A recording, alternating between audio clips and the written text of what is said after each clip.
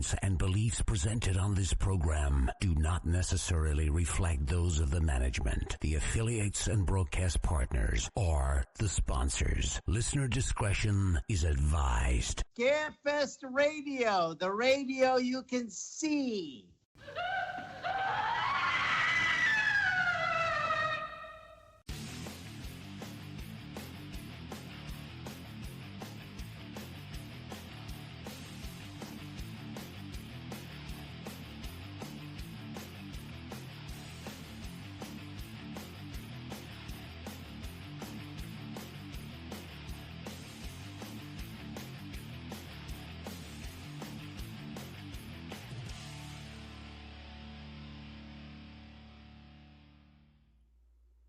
And hello and good evening, everyone, and welcome to Scarefest Television. Original broadcast date, August 22nd, 2025. One more week, and then we're in September. The years just went down the toilet clockwise. I mean, it's just awful. Tonight, Joe is reviewing Final Destination Bloodlines. Actually, a movie I've heard of. This is like the first time in a month he's reviewed a movie that I've heard of. And I am 100% caught up on the ScarefestRadio.com archives. So if you missed a show, and you don't want to futz around with YouTube, go to ScarefestRadio.com. There's even a search bar. I don't know how good it works, but it's there. Tonight, my co-host, welcome back, Mr. Chad Harlan. Good evening. Good to see you all. Now you're not getting the blue effect on your glasses. I missed that when it's gone. So anyway, yeah, Chad's back with us. Probably the last time you see him now for a month, because after I get done with next week, Chad, I am going to hold Adrian's feet to the fire, and we got to start talking about the lines and how to get in by Robert Englund's line. In other words, I got to get her in convention gear. We're gonna go technical then. Yeah, gotta go behind, in the inside baseball, as they say. Our guest tonight is Mr. William R. Perry. I wanted to use my radio voice. If I had any friends, they'd call me Bill. I'll call you Bill the rest of the show, but I just wanted to do that in my radio voice. Thank you very much. Yeah, just for fabulous. Yes, that's my truck roll voice. And so everybody, we're just going to get right on in it, because we got 3 celebrity guest announcements tonight. I got them like 10 minutes before showtime, but 3. And one of them, I'm just going to say it. There's somebody in the chat room tonight that's going to, how can I put this delicately? Shit his pants? Well, I was going to say wet his jeans, but yeah. So soil himself. Just so you know. Okay, now, Mr. Bill Perry is a stuntman who, now this is actually my favorite part of bringing you in, Bill. When we announced you, one of our guys who sits in his mom's basement, and goes, "Who's this?" You've been in some of the most iconic fucking horror movies ever. And I got your website pulled up. If you want to play the home version, it's WilliamRPerryStunts.com. William R. Perry. Costs nothing to visit. Bring your friends. But yeah, there's a couple I haven't heard of. I never heard of Tapeheads. I'll admit that. Never heard of Tapeheads. But yeah, Return of the Living Dead 2, Nightmare on Elm Street 3, 4, 6, Predator 2. So we can just spend the entire thing just asking you about all that. But my first question to you, what do you think about Cracker Barrel changing their logo? You know, I don't know if I can talk about it. You get so used to something, you're drunk, it's 3 a.m, you're going to end up somewhere. Now I don't even recognize the sign when I'm drunk. I don't know. Okay. Now, I can take this completely out of politics, because something I got political. I guess I see it. But my thing is, can you imagine paying somebody probably the thousands and thousands of dollars? Hundreds of thousands. Hundreds of thousands of dollars. Didn't even change a fucking font. Just photoshopped out the guy sitting by the barrel, and there you go. Yeah. And now they're going to paint the insides white, which, admittedly, I guess back when they allowed smoking in them, probably that's why the wood's that color anyway. So anyway, I just wanted to get that out there. Sorry, Cracker Barrel. They're no longer going to be a sponsor now. That was the last shot we had right there. Yeah. Okay. Bill. Now, everybody. Now, beyond doing stunt work, his other passion is apparently coloring books. Yeah, writing. Yeah, I wrote a couple of horror books. One of them based on a terrible nightmare that I had that I remembered, like from start to finish. And we made it into a screenplay. And I had asked somebody to put some storyboards together, and he said, "Here's my sample." I said, "Dude, this looks like a coloring book." That's so awesome. That's so sick. That is hilarious. And so we put together a coloring book version of all of the horrible, terrible things that happened in my book, and truly not for your kids. Please don't give your kid this. Yeah, so there's some really nasty, disturbing things in there. But, for the folks that enjoy the dark and the disturbing and the scary, it's fun, sick as it is. Yeah, so it was just kind of an afterthought, but then my publisher was like, "No, that's awesome. We got to do that." So yeah, it was a lot of fun to do. Trying to come up with what's the most disgusting thing we could do, and trying to find the most disgusting scenes and the most disturbing stuff where people are like, "Oh, I'm not coloring that. That's wrong." So there's a scene where a guy falls into a plate glass window, and the person who's trying to help him vomits into his wounds. Neat. So that's fun. So now, Yeah. what's the part about not wanting kids to? Yeah, yeah. Well, it depends on the kids, I guess. I've Dahmer met these people that come to the horror cons. I mean, Well, usually the little ones, we try not to. I'm just telling you, if it wasn't for the 18 years old rule on tattoos, it's hard to tell what you'd see in our convention. I'm going to put that out there. Yeah, it's really fun. I didn't think of myself as much of a writer up until the first one came out. Then my publisher asked me for a sequel, which we did. And just today, I actually started getting some feedback from some different people about the screenplay. And so I'm stoked. That'll move forward. What happened there? Are you being attacked? My goddamn phone rang, and it's our logistics director, who incidentally should know that I'm on the air right now. Logistically speaking, yes, that does seem like Chad, over to you. something he ought to know. I'll click the button. Bill, it's a pleasure to talk to you. My first question is, what kind of stunt work is going on the Wonder Years? A fine question. And it actually has a kind of a cool answer. The kids on the Wonder Years, if you look at them and you say, how'd they turn out as adults? And they all did pretty well. The Winnie is a mathematician and a teacher. Fred's a producer director. All the kids, the kid that I doubled, the kid was Paul with the glasses and the large nose. They all came out really good because he turned into Marilyn Manson, I hear. So no, that's not true. Actually, he's a very nice guy. But the deal was they put those kids in school as often as they could. They tried to give them as normal a life as a kid that makes $108,000 a week can have. And so they made sure that they had a very normal school life. And so if they had anything that needed to be done, so a kid has to jump over a hedge, he has to slip and fall playing soccer, he has to do a Yui in a busy traffic zone, they would put me in there as ballast, as just a living piece of hair and skin.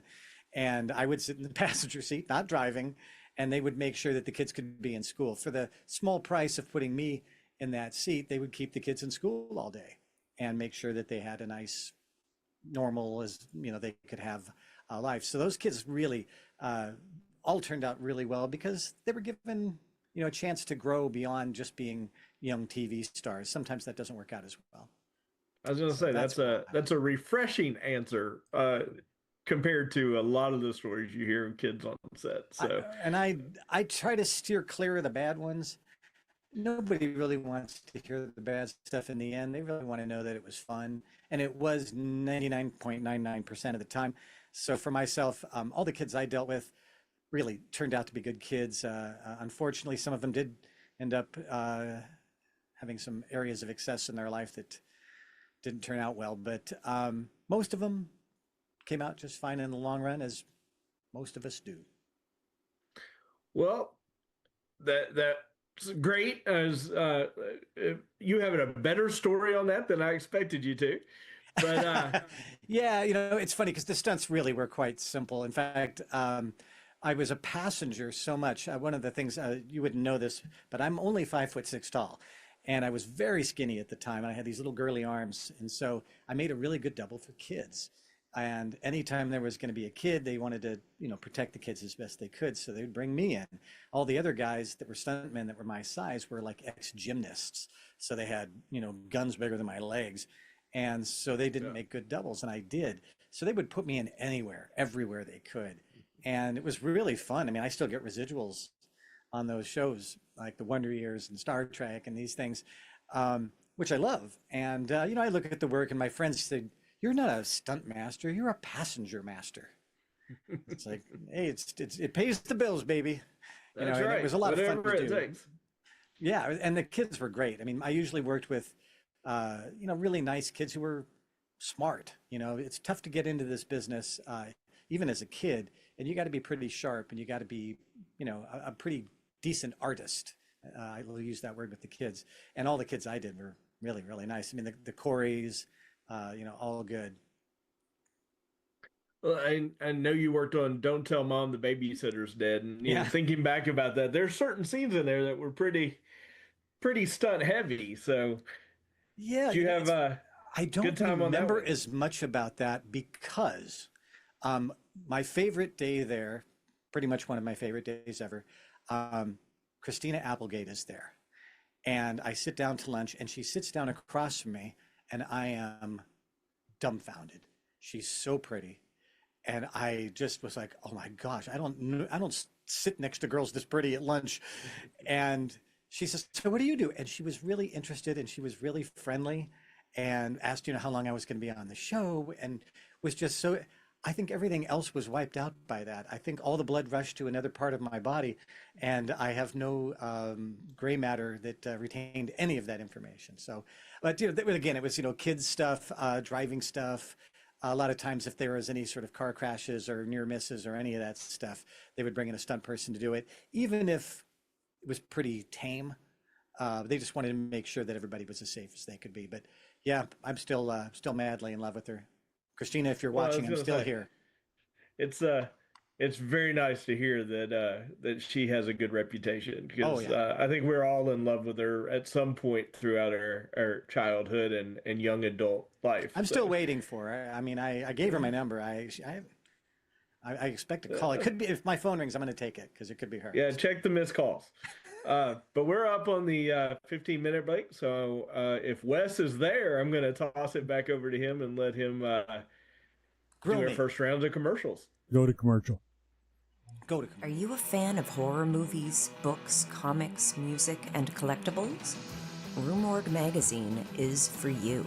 Subscribe today to receive 6 or 12 print issues annually and join me, executive editor Andrea Subisati, on an ongoing journey through the horror genre of the past, present, and future. Plus, get access to unmissable special editions such as A Century of Witches, 50 Years of Gore Cinema, British horror movies, and so much more. Rue Morgue, the world's premier horror and culture and entertainment magazine since 1997. Accept no substitute.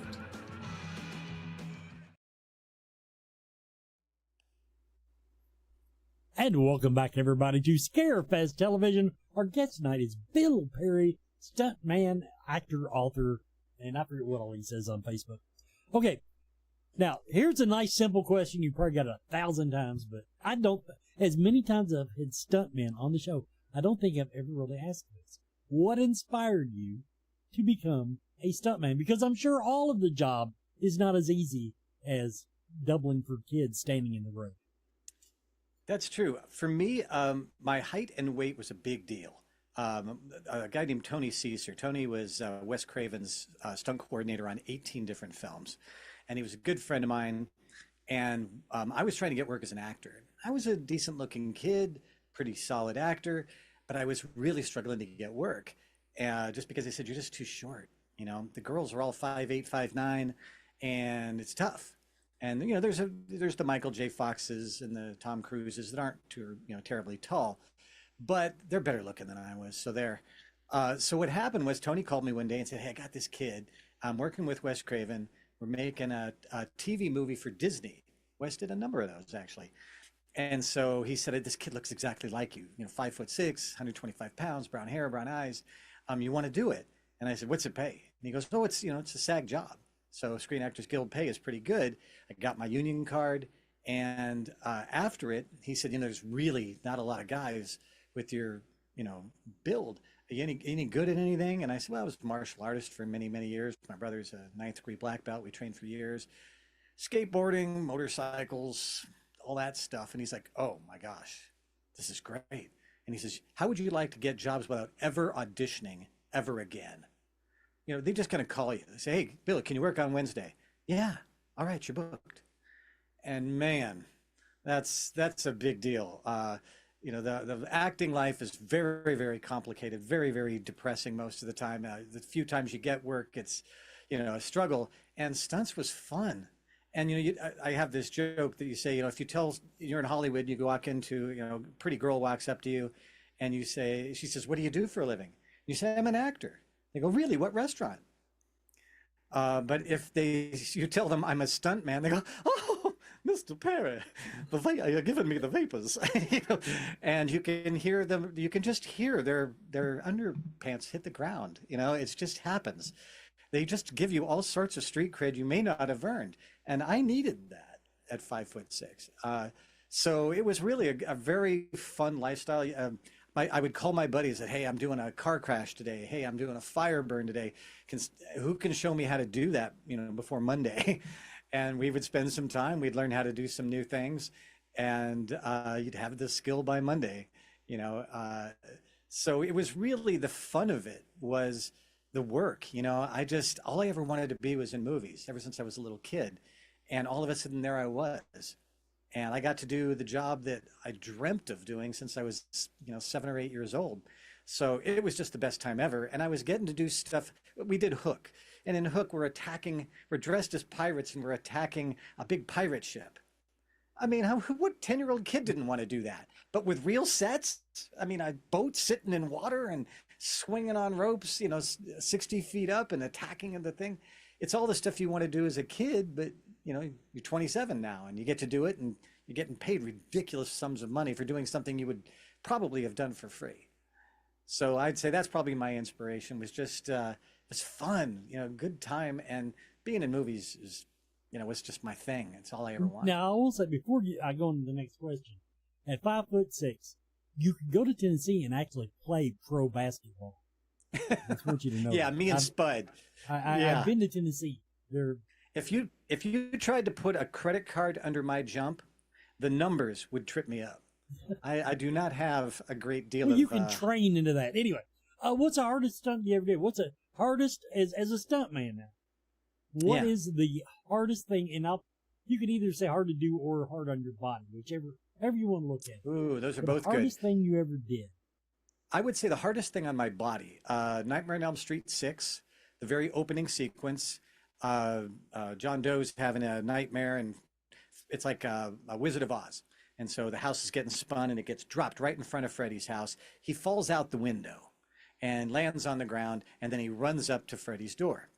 Well, what we did was, first I had to go through the window. So we did that on the soundstage. I got about halfway through. So now I'm sitting on broken glass right across my abdomen. Not my favorite position. We get that done. So now we go to Freddy's house. It's 20 degrees at night, and I have to jump out of the house onto the ground. And if you look at Sean in that scene, he's wearing a t-shirt and skinny jeans. So there's no place to put pads. So I have to essentially dive out a window, or what's supposed to look like a window, onto the cold ground, about 20 degrees in Los Angeles, probably the coldest day I've ever had in Los Angeles, onto asphalt. 7 feet, dive rolls onto the ground. So I do it. It hurts a lot, but I'm okay. Okay, we're going again. Okay, do it again and again and again. And now I am so beaten, my shoulder's dislocated. I'm over rotating and landing on my back to protect my shoulder. And after a while, I looked over at the stunt coordinator, and he looks at the director, and says, "We're not going to be doing this again, are we?" And he said, "Well, the shot's really complicated. It's not Bill's fault."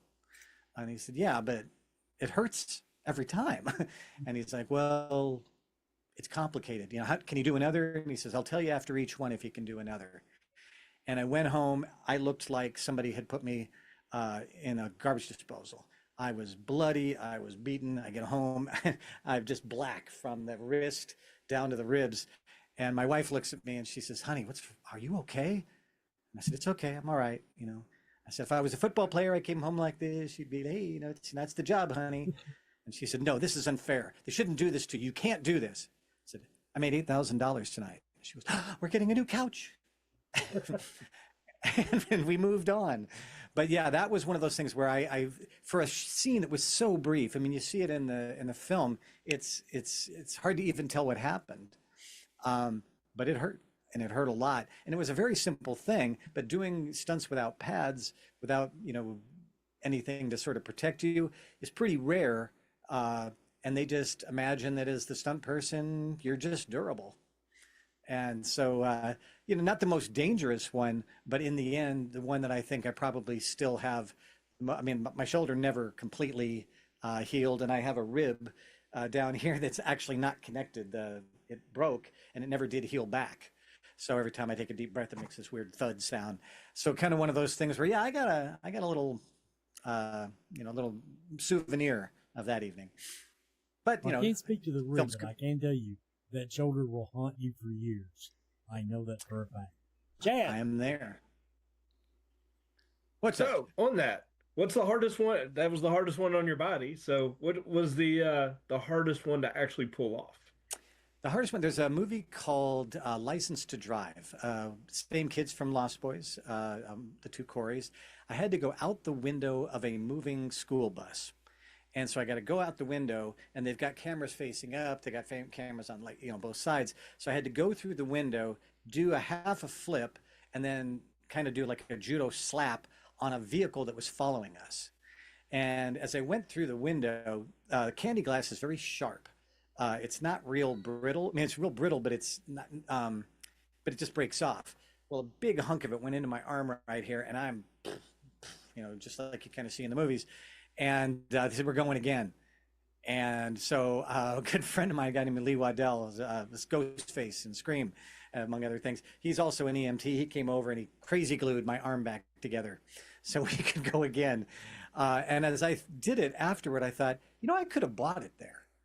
If I didn't make it, if you go too short, you land in front of the follow vehicle. If you go too far, you end up going through the camera, which is probably not a good thing.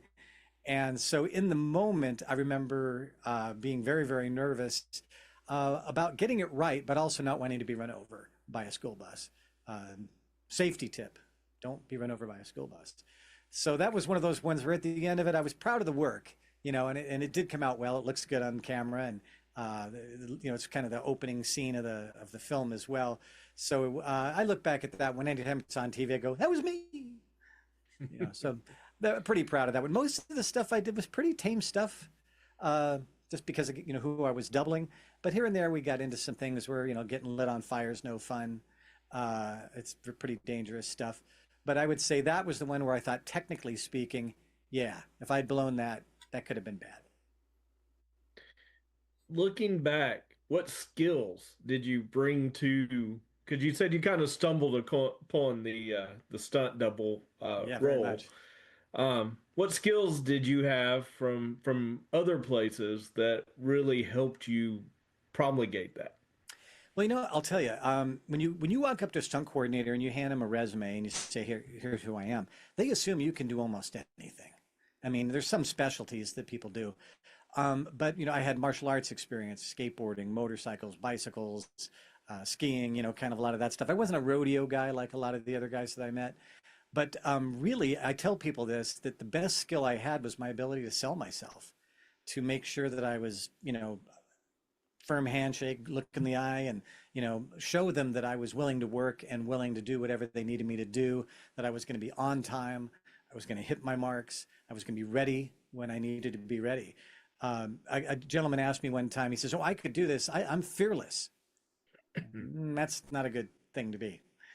You really want to be very, very conscious of what you're doing, and you want to remove every potential variable that could get you hurt, because you may need to do this stunt 8 times, and if you're hurt on the first one because you were cowboying it, well, then they got to find another guy in a hurry, because now they're holding up production because you went for it, all gung-ho, and you got hurt, and now you can't do it. Not even, and plus the toll on your body. So to me, I think the strongest skill is being a good, decent, honorable human being that, is honest about what you say you can do the things you said you can do to the best of your ability, and try to, figure out what the director is really looking for, work with your actor, find out how they, think they would do such a thing, how would they look doing that stunt. And just do your best at it. Be really, really concentrated and focused. You may get there at 5 a.m. and not work until 7 p.m. So for 14 hours, you're ready. Trying to be as ready as you can be, just in case they, call on you early. It's like, why am I here so early? Why is it taking so long? Don't ask that question. That's just not going to help you. Just be ready all day long. Stay warm. Be ready to do anything they ask when it's your turn, because it's, very expensive to make movies, and you don't want to be the person that screwed it up. So yeah, Absolutely. just that, the skills themselves. I mean, a lot of people do martial arts. A lot of people are actors, motorcyclists, all those things. It's the ability to be able to do what you do and be able to replicate it. Right down to the inch, because they're taking a camera and they're looking at what you're doing. If they put an X on the ground where you're supposed to land, if you're even 6 inches off to the left, they can't use that shot. You're a blur. So it's really knowing what you're doing and having real technical ability as much as bravado or big balls on it. You really want to be able to do the job just the way they ask for it. I appreciate it. We're coming up to the bottom of the hour. I'm going to go ahead and toss over for our announcements. I want to know.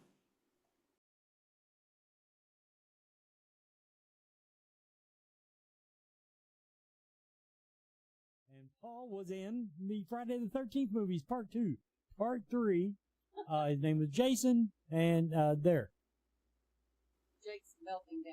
Yeah, then Barbara Crampton. This was the one that this next request is dedicated to Jake Godbold. Barbara Crampton from the Reanimator, From Beyond, Suitable Flesh, Castle Freak, We Are Still Here, Chopping Mall, Jacob's Wife, You're Next, just a whole bunch. I had no idea that she had done that many movies, to be honest with you. I've only ever noticed her in Reanimator. But anyway, lovely, lovely lady, talented actress, and absolutely beautiful, and she is coming to Scarefest. And finally, taking the place of Dave, Shane Pittman. Shane Pittman is coming to Scarefest. Shane, of course, was in the Holzer Files and 28 Days Haunted. He's coming back to Scarefest this year. So, and you'll have some after-hour things. We'll be announcing that with him. And don't forget, the Talk Jericho Live Champion Pass is on sale. Now, the event is free. After-hours event is free, but the Champion Pass, you can get that. That gets you front row seating. That gets you a swag bag. That gets you, I believe, a selfie. So the Champion Pass is a special ticket to this Talk Jericho event. Don't forget, the Spirits of the Vineyard Paranormal Investigation with the Tennessee Wraith Chasers is on sale. And we have 1 week left. You know what? We ain't had very many entries this month on the film festival. I've been shocked. We usually have just a slew the last 30 days. And the last week has just been absolutely quiet. So, but the film festival is taking entries for 1 more week.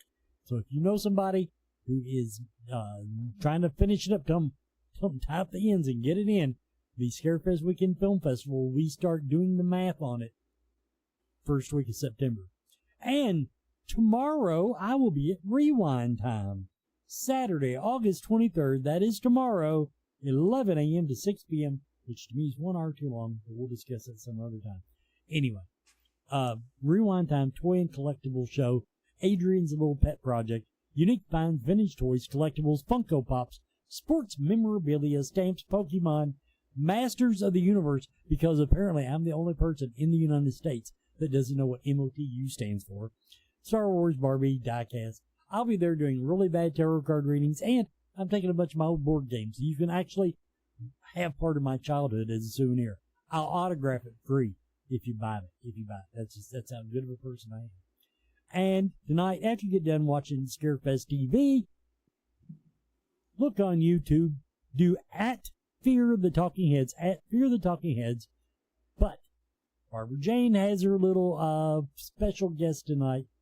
That is not the right one.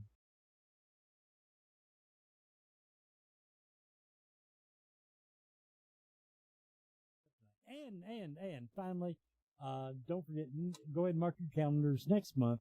The Central Kentucky Mystical Market is coming up September 20th and 21st, and then that's the last one you get to go to for a while because they don't do it in October because Scarefest weekend. And back to our guest, Bill Perry. So you picked, other than me being a total doofus tonight, you picked a good night to come on, Bill. I did. It's this, I guess you feel like I've got that behind the scenes, what's going on behind Wes's facade of competence. This will be the first episode I've got to edit 2 places. I cannot believe that. I usually limit it to 1 fuck up per show. Okay, from the chat room now. Yes. First of all, I do need to tell Kelly in the chat room, it is not hard to get cussed out by me. Not hard at all. I cuss like a, I'll put it this way, that angry like a darn fool. The angry grandmother, or whatever her name is, coming to Scarefest. Yeah, we'll have a thing. How many have you, okay, now these are from the chat room, no kidding. Have you broke any bones? Have you actually broken any bones doing your thing? Yeah, broke my wrist, broke my head. 7 Did you say concussions. My head, yeah. You Got a real broke nice your head. scar. I broke it. Yeah, it's almost all tin up here. Now, I had a lot of hits to the head. I got put in a clothes dryer for a film, and it actually cracked my head open. They took me around for a spin, and I'm still wrinkly, even still. But they spun me around, and every time that thing turned upside down, I would fall, and I'd hit one of those stupid paddles inside the dryer. Not a good thing. So yeah, that broken wrist, broken rib. The shoulder wasn't broken, dislocated. It's kind of a different thing. I think that's about it as far as broken bones. And most of that usually wasn't in the filming process. It was more in the preparation process. When you're training to try to do some of these things. But the broken skull was in the movie that never even came out. It went straight to video. It was a pretty good film too. But and when you look at the film, it looks like there's laundry in there. So it didn't even need to be made. You could have put anything in there. But such is the nature of that kind of stuff. That's a good question. Now, this is from the chat room, and I didn't even know this wasn't a thing. Are you excited that Stuntman are now going to be eligible for Oscars? That is a big deal. I got to be honest. I mean, I am not anybody that would ever have done anything worthy of that. But, I don't do a lot of conventions. A lot of times they don't look at stunt people the same way they look at a lot of the actors. And sometimes the scene that we did is the scene that everyone remembers. And yeah, it's your job to, look like the actor and do the stunt. And you're there for the content of the story. So you really want to do your stunt to make sure that it looks exactly like what the director and the story had in mind. But I find a lot of times when I talk to people like, wait, that was you? It's like, yeah, that was me, And they're like, God, I would never have known that. It's like, yeah, that's true of almost every good stunt. If you can tell it's me, then somebody screwed up because you're not supposed to know it's me. You're supposed to think it's the actor. And that's fine. It comes with that territory. But knowing, I know guys, gosh, you just do the most. A good friend of mine did a 140-foot high fall backward through glass on fire. Any one of those is a stupid idea. And he did all three, 3 or 4 at the same exact moment. And, everybody thought it was great. Everybody talked about it. It was in all the previews. But nobody ever talked to him and said, that was out of control, amazing, and you get used to that. But to feel like in the end, if you're going to give the sound designer an award, and I'm not downing sound design, but I think doing the action sequences and doing it well and doing it convincingly is a big part of why people see movies. You know, it's a big thing to carry that story. So seeing that now, yeah. I mean, though, if they're going to retroactively come back and give me my award for Predator 2, I would appreciate that because, again, I'm waiting. But if it doesn't happen, I'd like to see it happen for someone else. But it really should happen. See, now, that's what I had no idea. Of course, I'm not a movie buff to begin with, so it wouldn't have occurred to me because I mean, put it this way. As long as the Oscars is, which I've never watched an entire Oscars show. 4 hours, yeah. That doesn't even cover it all. There's a whole lot of stuff. My understanding is that they give away just off screen. It's like, here's your envelope. Go to Cracker Even Barrel. then, they still didn't do stunts. Like there's a whole nother technical awards show that they do, which is not televised, but it's another 4 hours and it covers all sorts of other technical things. But even that didn't include, I mean, I don't think we need to necessarily be on the show that night. I mean, an Oscar is a big deal because of what it means for your career as well. Right. And so to see people who've, busted their, bones for years and years, doing their best, and then have a film that really, the stunts, you look at some of these James Bond things, the John Wick films, Nobody 2, all these things, the stunts are truly what you're there for. And to not give somebody a pat on the back for that could really, change their career, seems a little short-sighted, and I'm really, really glad they had it. That's a really great thing, and that's a great question. Chad, over to you. Well, let's build on something you just said, especially with you going to be at the convention, and people are looking for signatures. So, what are some scenes that everybody thinks are the hero scenes that you were actually the actor there? You're setting me up. I love that. Put that ball right across. If you see License to Drive, I did the window stunt. But if you're looking at like Nightmare 3, the scene where Will is running from the wheelchair, that wheelchair is being pulled by a Volkswagen engine, and I'm running from it because there's wires between my feet, and if I touch those wires, they're going to cut right through my leg. So that was actually a fairly dangerous scene. And then they actually put the wheelchair on the back of an ATV, and they chased me all over the place with that as well. So that was actually a pretty long scene. I think that took us a few days to do. The scene I was talking about from Nightmare 6, Nightmare 4, there's the karate sequence where the character of Rick is working out in the garage and doing all his karate tricks. That was me there. Lost Boys, there's some stuff where the vampires are attacking the house towards the end, and one of the vampires comes bursting through the fireplace. So I was actually in that scene. I'm actually framed out. They wanted to see more about the vampire coming through and less of me doing one of these. But there's things like that. I'm trying to think of what else. There's the Monster Squad. Again, lots of kids. The stuff at the end where they're having, there's kind of like a major tornado, sort of like a psychic, cosmic sort of tornado, and there's things blowing all over the place. Once again, is this the greatest stunt anyone ever did? Nah. But that's where I was. Did a lot of that. You didn't get kicked in the nards? I didn't. I would love to have kicked someone in the nards. It's a good feeling. And we're not doing Return of the Living Dead Part 2, but there is a Return of the Living Dead going there. I was a zombie for that, or multiple zombies. Also the zombie for the kid in the show. He gets stabbed in the mouth with a screwdriver. He gets run over by a meat truck. He gets electrocuted. He gets thrown off a catwalk. So all those things. Zombie movies are the best because you don't die because you're already dead. So very, very good stuff. So it's that kind of stuff. Home Alone 2, there's some stunts where, there's always, slip and fall kind of stuff in the Home Alone movies. There's a scene where we're in the Plaza Hotel chasing after the kid, and we get clotheslined by a woman who's trying to stop Macaulay Culkin from getting in the elevator. And, marble floors are very hard. Don't do this without pads. So a lot of that kind of stuff, stuff that's very brief most of the times. I mean, if I took my entire career and stretched it all out into one movie, it would probably be about 4 minutes if it was only the frames that I was actually in and not the whole sequence. But you would be surprised how many headliners we've interviewed that are about the same thing. They get about 30 seconds per movie. Yeah, it's true. And if you see Predator 2, that one I actually had a speaking role in, which is really fun. And I also did a stunt where I get killed in there and, skinned alive and all that stuff. But yeah, some of those things where, people, when they find out that I was in Predator 2, like, that's my favorite part of any of the Predator movies.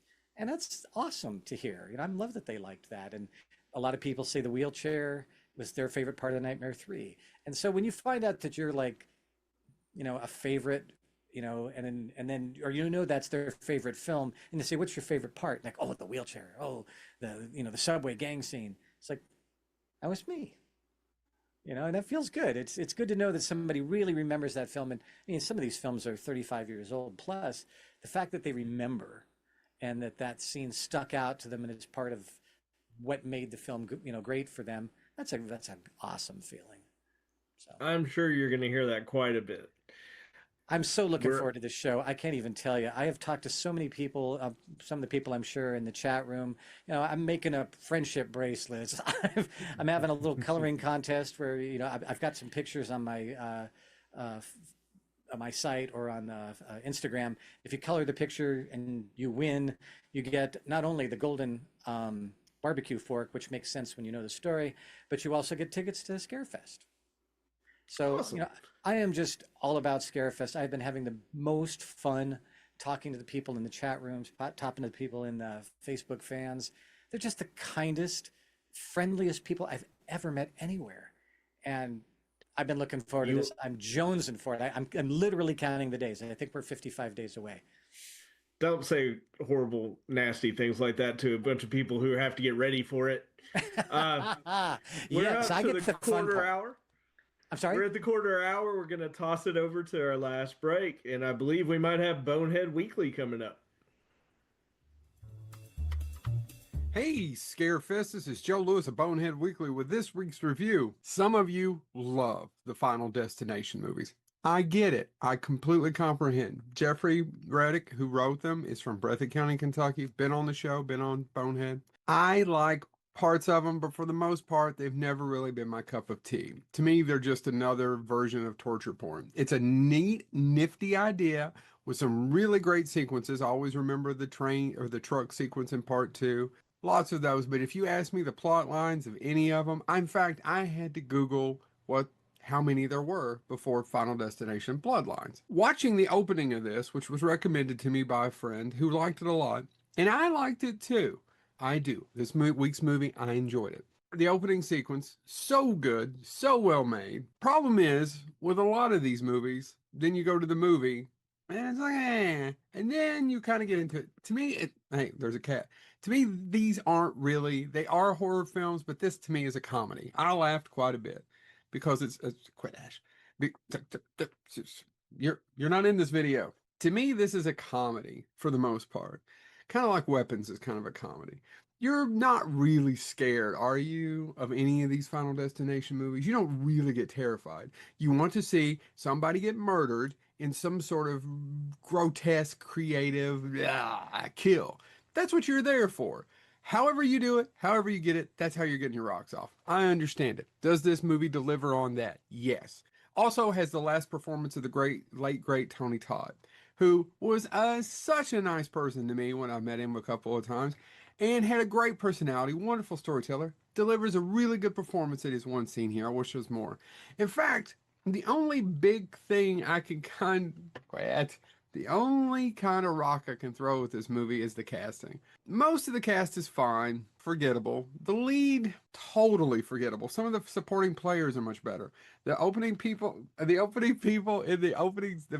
opening sequence. You ever had a cat attack you during these things? It happens during your reviews. It just happened to me. Better than the lead. Very uninteresting. You don't really care how people get killed. Now, it is slightly better, the production, the execution, and what I found out was it's actually written, one of the writers, and the producer of it is John Watts. And I mean nothing to you, but John Watts gave you the last Spider-Man trilogy. And I was like, why John Watts? It's him. So it's slightly above average. Is it good? Yes. Do you have HBO Max or whatever it's called now? If you do, go ahead. Everybody's going to be laughing about this later. Quiet! This is just like prom all over again. If you have Max, check out Final Destination's Bloodline. If you've probably already seen it, I'm one of the last ones to this because I'm not a huge fan of the franchise. One of the better ones I ever saw. Really did like it. Some flaws, don't really care about who dies, but I don't know that you should. And one of the big critiques I have of it, of the logic, is one character who shouldn't be killed gets killed, and no one could really kind of explain why that is, why death took them out. Death as a slasher film. Final Destination Bloodlines, some great kills, enjoyed it, and if you have Max and you haven't seen it, check it out there, well worth the watch. This has been Joe Lewis and my cat Ash for Bonehead Weekly. He's licking me!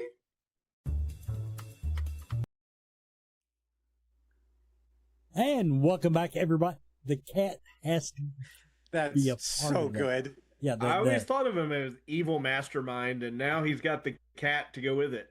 Well, the term grooming, that cat's grooming him for something. Yeah. Dinner later. He tastes like chocolate. Okay, final segment of the show. Now, I'm going to go back to one of my previous questions when I asked you how you got into it. Now, here's how I envisioned it. I thought about trying to be a stuntman when I was young and thought I was invincible. I did, in fact, think that briefly in my life. But so I'm kind of getting into the mindset here. Now, let's say when you were a teenager, did you just do stupid things? And I don't mean, getting drunk in a cornfield.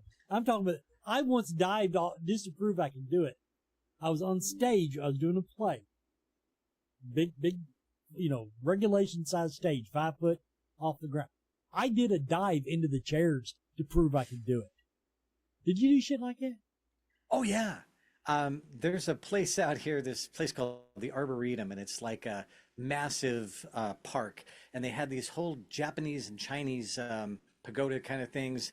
And my brothers, we were all martial artists. And so we were playing ninjas. And they have guards in there that fire rock salt. And so we would stage fights that we would film, in the little, Oriental, the Asian gardens there. And if they caught us, we were dead. So we're all dressed like ninjas. We're jumping from building to building. If my mom ever knew the crazy, stupid stuff we did, my buddy Lee and I did something called catamaraning on skateboards down Santa Anita, which is 6 miles of really, really steep road.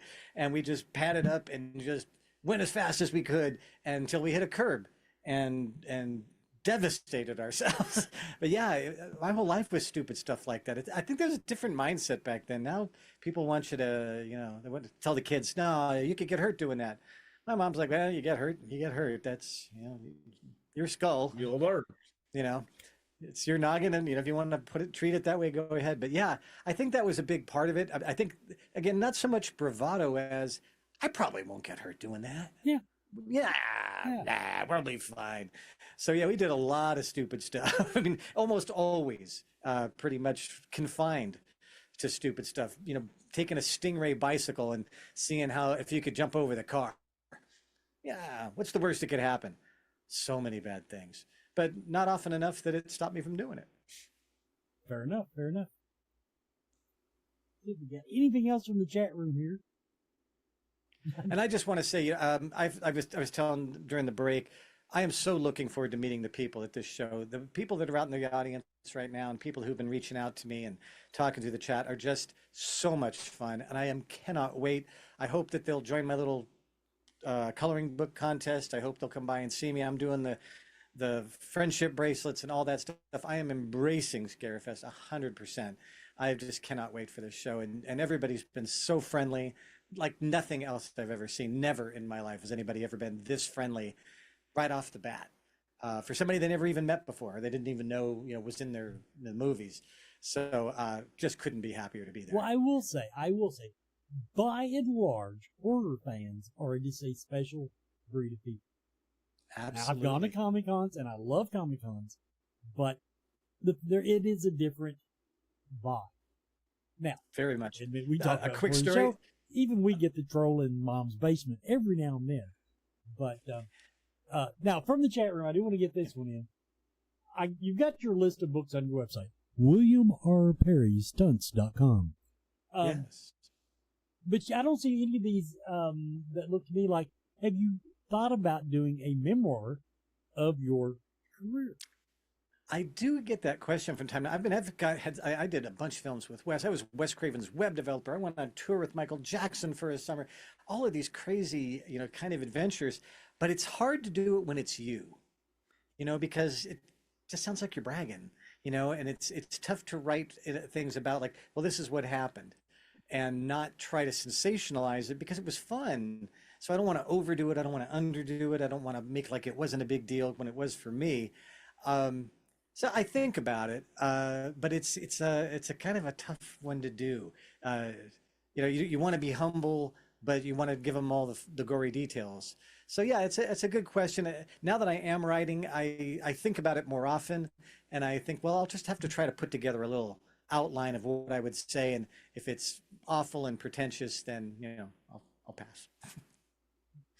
Humility. That's what the editing process is for. Right. That's what the chat room is screaming. What was that? Tell him to write it. That's what they're in the chat room. They're just chat room is buzzing about it. Yeah. Okay. Let me get this quick outline of your books. Once again, William R. Perry, stunts.com. Touring with Michael Jackson. Yes. That seems a little off topic.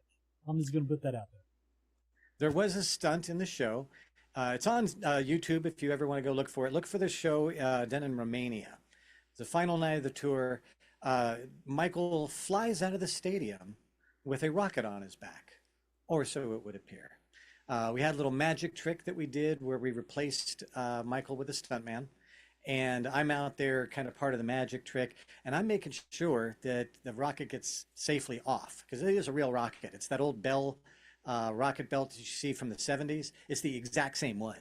And a buddy of mine named Kenny Gibson would fly that. And so we would do this little magic trick, swap them two of them, and then he'd fly away, and I would haul butt trying to get to the landing zone before the crowd did and make sure that we got him out of there. Now, Michael was already back in the hotel by the time the rocket actually took off. But they thought it was him, and that rocket is white hot in 2 seconds. I mean, glowing white hot instantly. And fans would try to get close, and one fan actually managed to bring home a nice little souvenir of at least third-degree burns from grabbing a hold of the pipe on the end of the rocket. Not a good thing to do. But we traveled all over Europe, got to see Europe on Michael's dime, best hotels, just the most fun you can have with your pants on. And, seeing Michael every night do that show I can only compare it to people who said they saw the Beatles or people who saw Elvis back in his prime. Just absolutely one of the most amazing, fun experiences. And I got paid for it. What the hell? Why am I so lucky?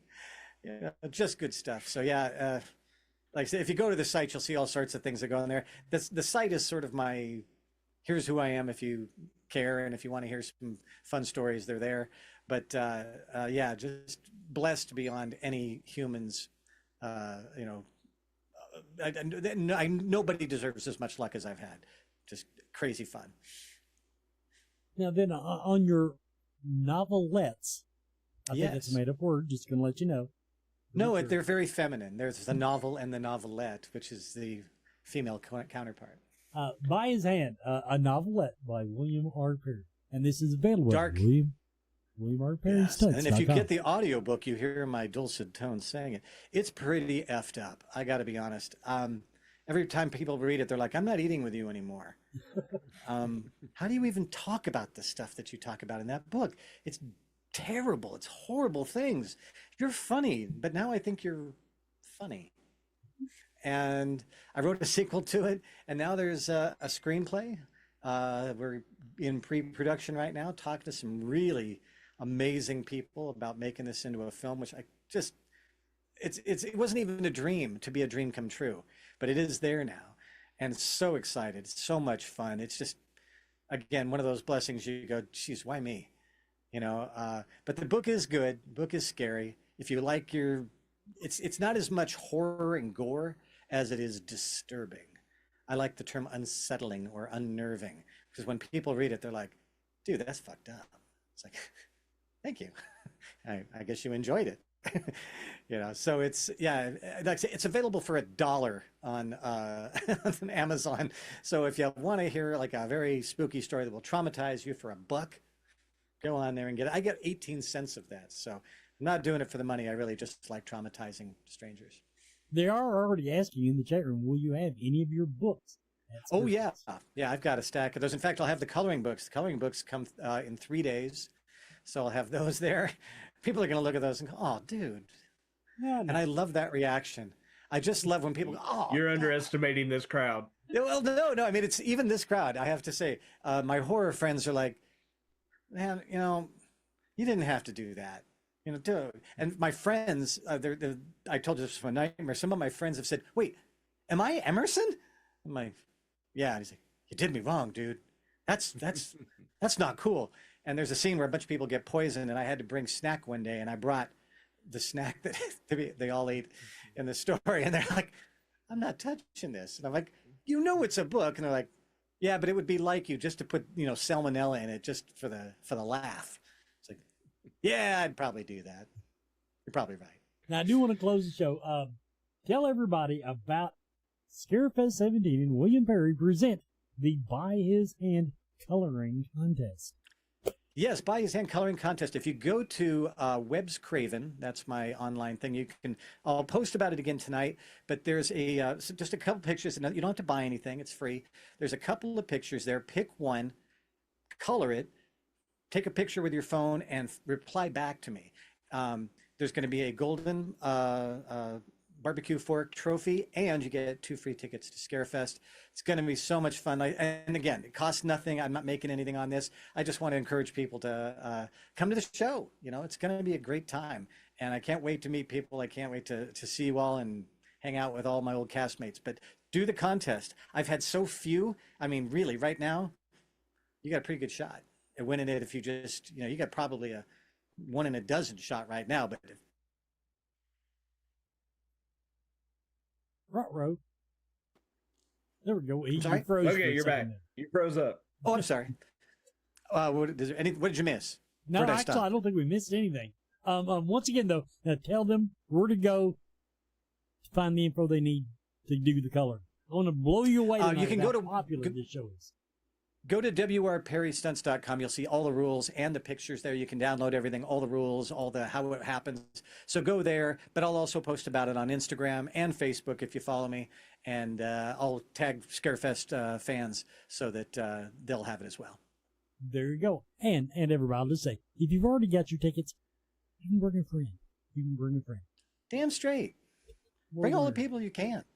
This show is going to be so much fun. I seriously, I got nothing happening until then. It's all I can think about. Well, everybody, I want to thank you for tuning in tonight. I want to thank Bill for coming on and giving us a great, enjoyable show with some great stories tonight. Good to see you again, Chad. Everybody, we'll see you next week. Chad. Steve Nappy's up next.